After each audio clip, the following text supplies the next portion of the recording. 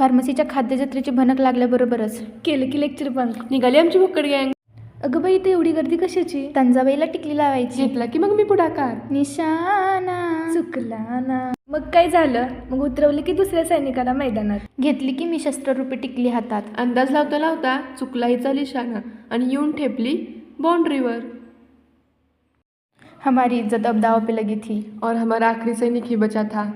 बघतेच आता कशी नाही लागत ही टिकली. मग टेकवली की टिकली तंजाबाईच्या टकलीवर.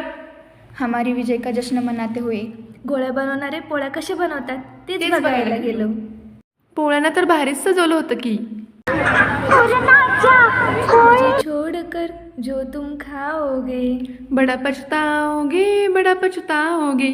आता बारी आंबट गोडची. एक एक करून पाणीपुरी फस्त केली. मला तर खूपच आवडली. मी तर पिऊनच टाकली. मग म्हटलं चल एक सेल्फी तर काढूया. मग आलो यम्मी फूड रेसिपी स्टॉलला. हे तर आमच्या बजेटच्या बाहेर होतं. मग हळूच तिथून पळ काढली. मग आलो बाळूमामा नाश्ता सेंटरला. मग मागवले 3 वडापाव. भुकेलेल्या मंत्रासारखे त्यांच्याकडे बघतच बसलो. त्यांनी दिला एकच पेपर. म्हटलं नको, तिघीला 3 सेपरेट द्या बाबा. मग मी दिले सगळ्यांना वाटून एक एक वडापाव. मस्तपैकी वडापावचा आनंद घेत घेत कॅम्पसमध्ये सगळ्यांना ऑब्झर्व करत करत आम्हाला दिसला गरिबांचा लिंबू सरबतवाला. आणि मग गेलो काढवा भेरकडं. तिथेच आमचे संपले 100 रुपयाचं बजेट. आता म्हटलं जरा गाड्या फिरवून येऊया. मग काय ॲक्सिडेंटवर ॲक्सिडेंट करून आम्ही निघालो आमच्या क्लासच्या दिशेने. भेटूया नेक्स्ट व्लॉगला.